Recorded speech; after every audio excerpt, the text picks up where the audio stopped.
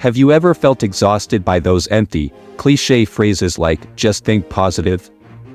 Like you're drowning, and someone throws you a smile instead of a lifeline. When you're in the thick of pain, real, raw, overwhelming pain, being told to stay positive can feel like no one's really listening. And maybe, for a moment, you start to wonder if something's wrong with you for struggling at all. But here's the truth. Real positive thinking isn't about denying your pain, faking a smile, or pretending everything's fine when it's not. It's not a mask. It's not a performance. It's a decision. A daily, deliberate choice to take your power back before life sweeps you away. It's standing in the storm and saying, I won't let this define me. It's recognizing that your thoughts may not change your reality instantly, but they can change your relationship with it. It's choosing to see a crack of light in the darkest room, not because you're naive, but because you refuse to let the darkness consume you. Ask yourself this: what does happiness mean to you? Is it a feeling you get only when things go well? When you get what you want? Or when life finally looks like you imagined it should? If that's your definition, you're not alone. Most people chase happiness as if it's a reward, a prize waiting at the finish line after hard work, success, or external validation. But that belief will leave you exhausted and always searching. Because here's the truth: happiness isn't found. It's made. You create happiness not by what happens to you, but by how you choose to see, feel, and respond to life, even when life isn't perfect. Especially when it's not. Every day, we wake up with a choice. We can look at the world through a lens of lack, fear, and frustration, or we can choose a mindset of appreciation, curiosity, and hope. It sounds simple, but it's not easy. Choosing happiness doesn't mean ignoring reality. It means facing it, fully, and deciding to find something good in it anyway. That's a radical kind of strength. It's the difference between drifting and directing your life. Let me give you a quick example. Imagine two people stuck in traffic. One curses, slams the steering wheel, complains about how unfair life is. The other puts on music, takes a few deep breaths, and uses the moment to reflect. Same situation. Different choice. Different experience. One feels trapped. The other, empowered. That's the power of perspective. Now, I know what you might be thinking, but I've been through things. Real pain. Real struggle. How can I just choose happiness?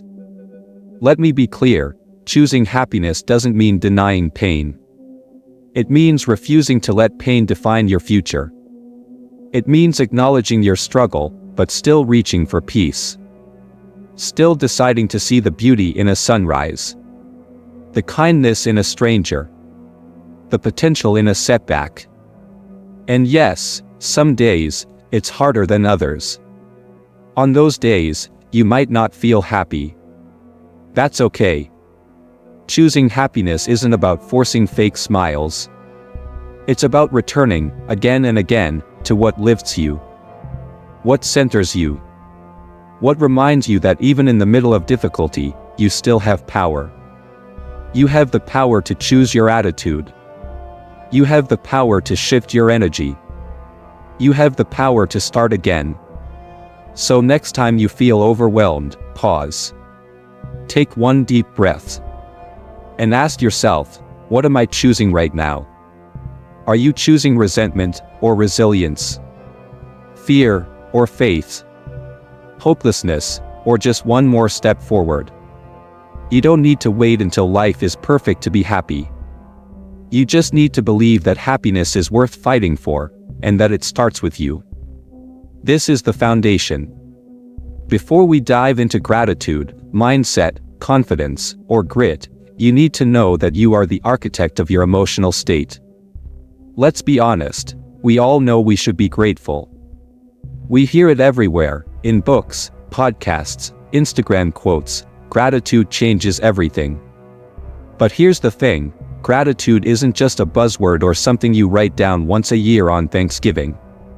Gratitude is a tool, a lens, a state of being that keeps your inner world steady even when the outer world is spinning. It's not about pretending everything's fine. It's about reminding yourself that even in your darkest hours, not everything is falling apart. Gratitude brings balance. Let's break that down. Life will throw you off course. People will disappoint you. Dreams will take longer than expected. You'll get tired. You'll feel unseen.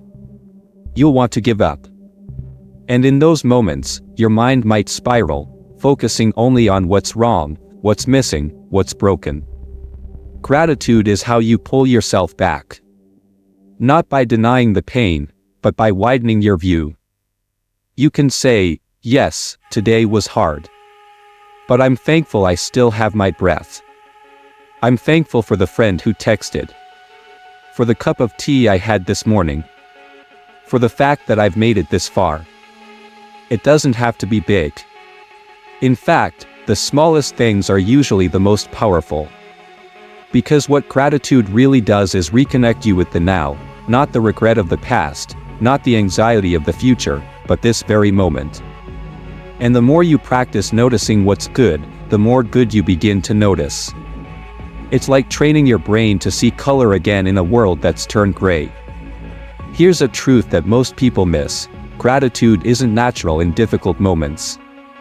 It's a skill, a choice, a discipline. Just like physical strength, emotional strength requires repetition. So how do you start? Here are 3 simple habits that take less than 5 minutes a day. Write down 3 things you're grateful for, every morning or night. Don't overthink it. It could be the sound of rain, my dog greeting me, or having clean water. The key is consistency. Say it out loud. When something good happens, even if it's small, say, thank you, to yourself, to life, to the moment. Let it be heard. Share gratitude with others. Text someone and thank them for something they've done. Tell your coworker you appreciate their help. Expressing gratitude multiplies its effect, both for you and for them. Remember, gratitude is not weakness. It's not naivete. It's wisdom. It's choosing not to be consumed by pain, even when pain is present. It's also the ultimate act of reclaiming your power. Because no matter what's happening externally, you still get to choose what you focus on. And where your focus goes, your energy flows. So if you want more peace, more joy, more meaning, start with gratitude. Not because life is always easy, but because life is always giving us something, if we're willing to see it. Next time something frustrates you, stop for a moment. Ask, is there anything here I can still be thankful for? You might be surprised by how much light you can find, even in the shadows. So far, we've talked about happiness as a decision and gratitude as a tool for inner balance. Now, we turn to a concept that's often misunderstood, and sometimes even dismissed as wishful thinking: positive thinking. Let's set the record straight. Positive thinking is not about pretending everything is perfect. It's not about smiling through pain or ignoring the hard stuff. That's not positivity, that's denial. True positive thinking is powerful because it's realistic optimism, the ability to acknowledge difficulty and still believe in possibility. It's choosing to move forward, not because life is easy, but because you believe in your strength to grow through it. Here's the hard truth: negative thoughts come naturally. They're wired into our survival instincts. They tell us to watch out, be cautious, stay safe. That's how we've evolved. But living in that headspace, constantly expecting the worst, criticizing yourself, doubting your future, doesn't protect you. It paralyzes you. And that's why positive thinking matters. It's how you reclaim the narrative in your mind. It starts with awareness. What are you telling yourself on a daily basis? What thoughts are on repeat in your mind? And when you do, everything changes, not because life suddenly becomes easy, but because you stop waiting for someone to save you. You become the one who saves yourself. Believing in yourself is an act of rebellion in a world that constantly tells you you're not enough. Do it anyway. Train your mind to support you. Fuel your heart with truth. Build skills. Take risks. Fail forward. And keep coming back to that quiet, powerful place that says, I am enough. I am ready. And I have what it takes. Because when you believe in you, you give others permission to believe in themselves too. Your energy becomes a lighthouse, not just for you, but for everyone watching. And that's how you don't just build a life, you build a legacy. But there comes a point, a turning point, when mindset alone is not enough. You need to move. You need to act. You need to develop what I call the warrior mindset. So what is that? It's the part of you that doesn't flinch when things get hard. That shows up even when you're tired. That looks fear in the face and says, let's go. It's not about being aggressive. It's about being relentless in your commitment to yourself, your goals, your values, your dreams. Let me say this loud and clear. A warrior doesn't wait for the perfect moment. A warrior doesn't wait to feel ready. A warrior acts with courage, with clarity, and with full responsibility for what comes next. The world will give you plenty of reasons to make excuses. It's too late. You're too tired. You're not talented enough. You don't have support. But excuses are just comfortable lies. They protect your ego while keeping your potential locked away. A warrior calls out their own excuses and chooses action instead. There is a discipline, a grit, a fire inside you that gets stronger every time you stop explaining and start executing. Let me ask you this: what would happen if, for the next 30 days, you stopped complaining, stopped blaming, stopped stalling, and just did the work? No drama. No negotiation. Just focused, committed, intentional effort, even on the hard days. Especially on the hard days. That's how warriors are built. Not in comfort. In resistance. In challenge. In motion. Here's what a warrior mindset looks like in practice. You face challenges head on. You don't run. You don't hide. You acknowledge the difficulty, and then you ask, what can I do about it? That simple shift gives you power. It turns obstacles into opportunities. You hold yourself accountable. No more pointing fingers. No more playing victim. You own your actions. Your outcomes. Your energy. That's not harsh, that's freedom. Because when it's your responsibility, it's also your power to change. You commit to the process, not just the results. You understand that big wins come from small, consistent actions. So you show up. Every day. You train. You learn. You get better. No matter how slow, you don't stop. You stop giving energy to distractions. A warrior doesn't scroll mindlessly for hours. Doesn't gossip. Doesn't waste time wishing. A warrior builds. Creates.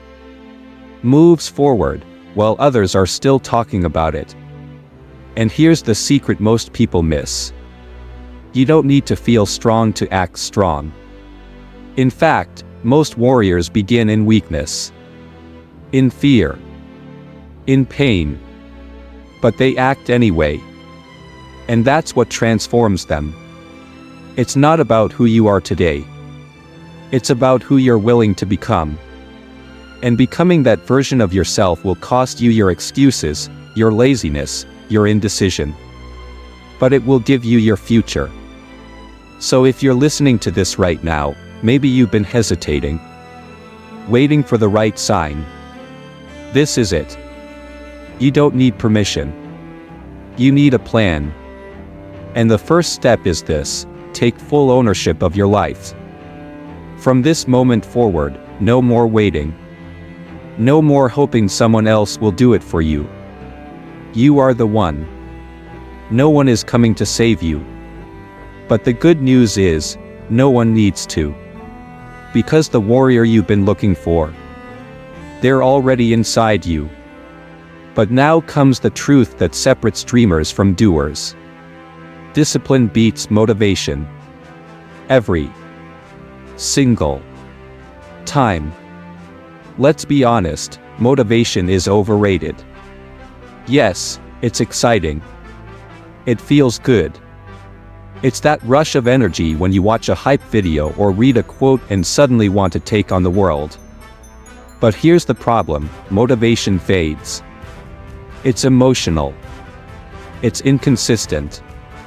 And when life gets hard, motivation disappears. That's where most people quit, because they were waiting to feel like it. But discipline shows up even when you don't feel like it. Discipline is quiet, unemotional, repetitive. It's setting an alarm and waking up, even when it's cold and dark and no one's watching. It's writing the next page, lifting the next weight, making the next call, because you promised yourself you would. That's how champions are made. Not from inspiration, but from structure. And here's the good news: discipline is a skill. You're not born with it, you build it. Let's talk about how. Set simple, non-negotiable habits. You don't need a 50-step morning routine. Start with one small one you can repeat daily. Make your bed. Walk 10 minutes. Drink water first thing. Stack these wins until discipline becomes your identity. Decide once, not every day.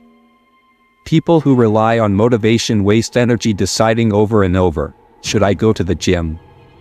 Should I eat clean today? Disciplined people make that decision once, and act on it every time without renegotiating. Discipline reduces decision fatigue. Create accountability, real accountability. Discipline thrives in structure. Set deadlines. Track progress. Announce your goals to someone you trust. You don't need pressure, you need support with standards. Detach from feelings, attach to action. There will be days you feel tired, discouraged, lazy. That's normal. What matters is that you act anyway. Stop asking yourself, do I feel like it? Start asking, what would the best version of me do right now?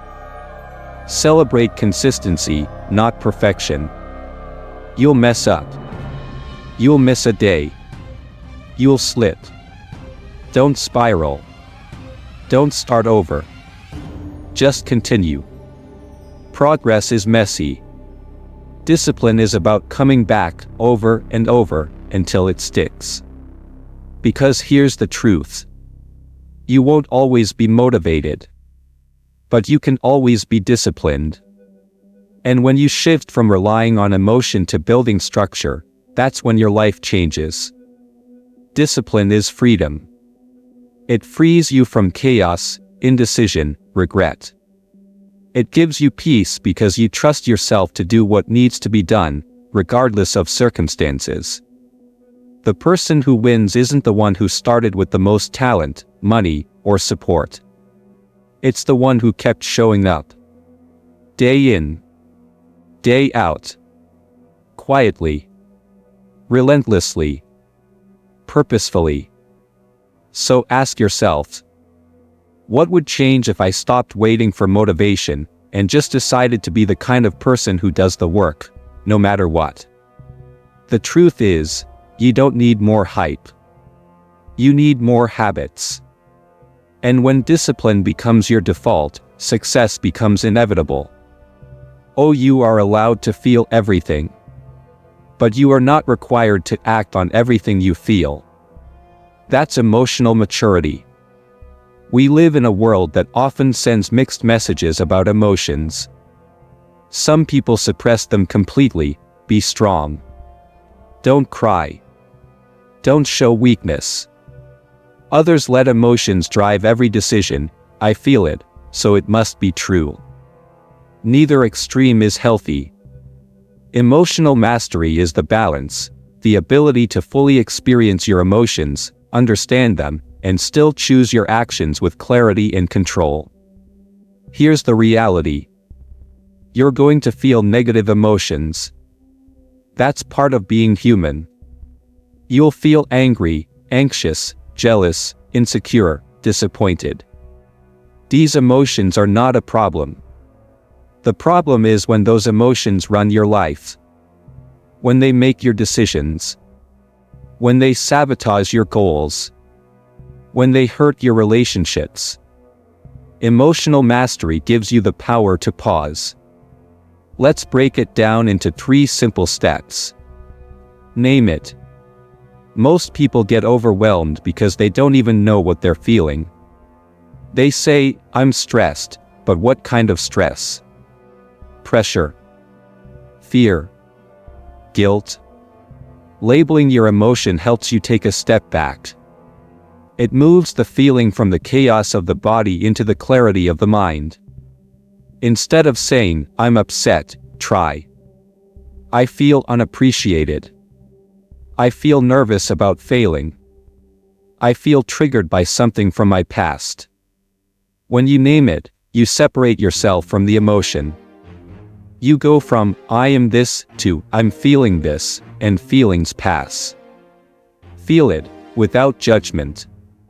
You can't master emotions you're unwilling to feel. So stop telling yourself you shouldn't feel angry, or sad, or afraid.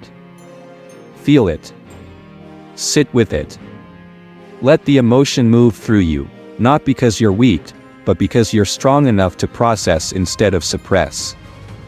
Emotion is energy in motion. Let it move. Let it teach you. But don't let it lead you. Choose your response. This is where power lives.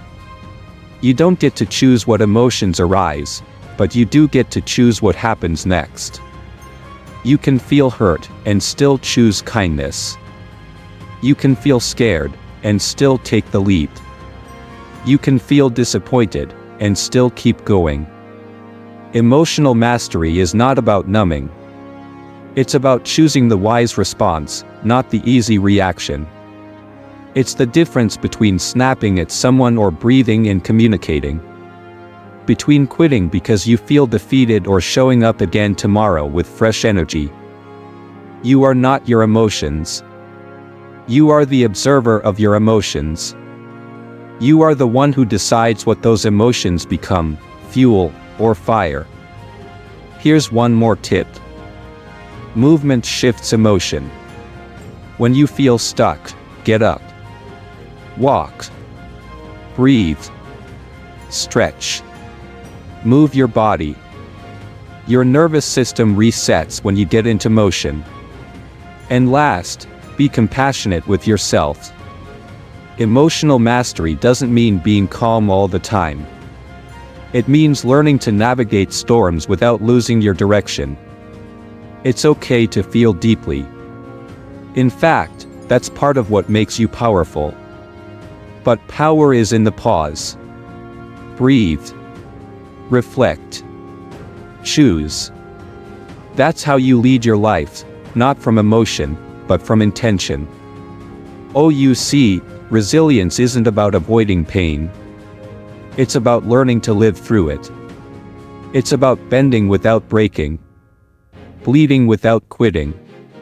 And most of all, believing, even when there's no proof yet that things will get better. Because they will. Let's be real, when life hits hard, when you lose a job, when someone walks away, when your health fails, when your plans collapse, it's easy to feel like giving up. It's easy to think, why me, what's the point, or I'm not strong enough for this. But resilience doesn't come from having all the answers. It comes from making one simple decision. I will not stay down. That's it. Not, I'll bounce back immediately. Not, I'll never cry again. Just, I'm still here. And I'm not done. Let's talk about how to build that kind of strength. Accept the fall. The longer you resist the reality of what happened, the longer you stay stuck. Resilience begins with radical acceptance. Yes, this happened. It hurts. But it's not the end. Acceptance is not giving up, it's giving yourself permission to start healing. Rewrite the story. Don't let your failure become your identity. Don't let the moment become your mindset. Instead of saying, I failed, so I must not be enough, say, I hit a wall, and now I'll find a new way through. Your life isn't a single chapter.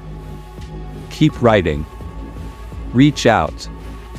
Resilience isn't built alone. Talk to a friend, a mentor, a therapist, a support group.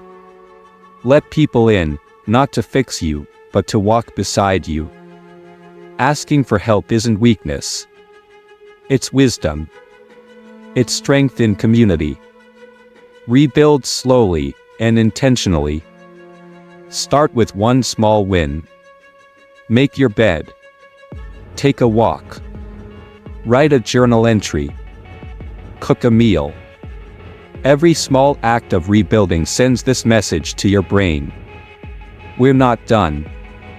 We're just beginning. And little by little, the weight starts to lift. Find meaning in the mess. Some of the most resilient people you'll ever meet aren't the ones with the easiest stories. They're the ones who turned pain into purpose, loss into love, rock bottom into a foundation. Ask yourself, what is this teaching me? How can I grow from this? Who can I help, because I've lived this? That's when your story becomes powerful, not because you avoided the fall, but because you refuse to stay broken. Here's a reminder you need to hear. You have survived 100% of your worst days. You are stronger than the fear. Stronger than the failure. Stronger than the moment that tried to define you. Resilience is not about being perfect. It's about being relentless. It's waking up and saying, I don't know how, but I will rise again. So if today is heavy, if you're tired, if your heart feels cracked, take a breath. You're still here. And your comeback story?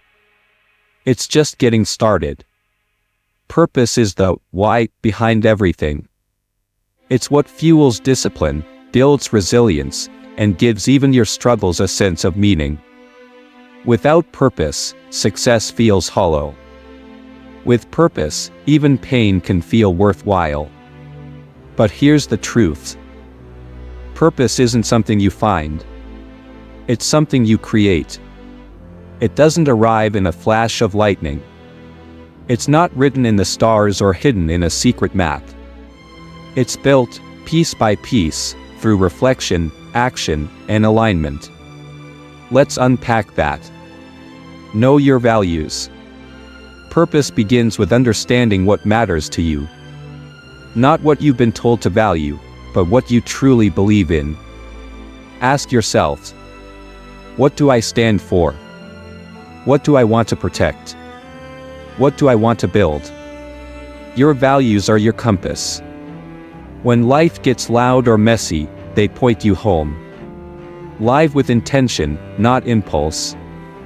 Too many people wake up every day reacting to notifications, to noise, to other people's agendas. Purposeful living requires you to pause and ask, is this aligned with who I want to be? You can't live on autopilot and expect to feel fulfilled. Slow down. Choose deliberately. Cut what doesn't serve your mission. Do work that reflects your values. This doesn't mean you have to start a company or become famous. Purposeful work can look like raising a kind child, serving your community, creating art, or simply bringing love into every room you enter. Ask, does my work make me feel useful, aligned, and proud? If not, don't settle. Start shifting. Even in small ways. Serve something bigger than yourself. Here's a powerful truth: purpose grows when you give it away. We are not meant to live in isolation. When your goals are only about you, your status, your success, your comfort, you will eventually feel empty. But when you live in service, when you help, uplift, create, teach, heal, something changes. You feel connected, empowered, alive. Contribution is the heartbeat of purpose. Keep evolving. Your purpose at 20 won't be the same as your purpose at 40. And that's okay. Life shifts. You grow. What once lit you up may now feel like a cage, and that doesn't mean you failed. It means you're alive. Give yourself permission to change course. Purpose is not a fixed destination. It's a living direction. Here's a reminder. You don't need a perfect plan to live with purpose. You just need to start acting with clarity, honesty, and courage.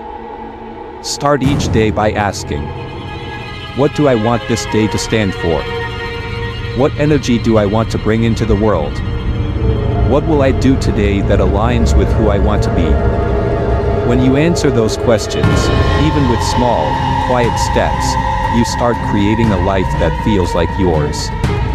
Not a life built on pressure. Not a life built on comparison. But a life built on truth. And that kind of life, that's where joy lives. That's where peace is possible. That's where you don't just exist, you matter.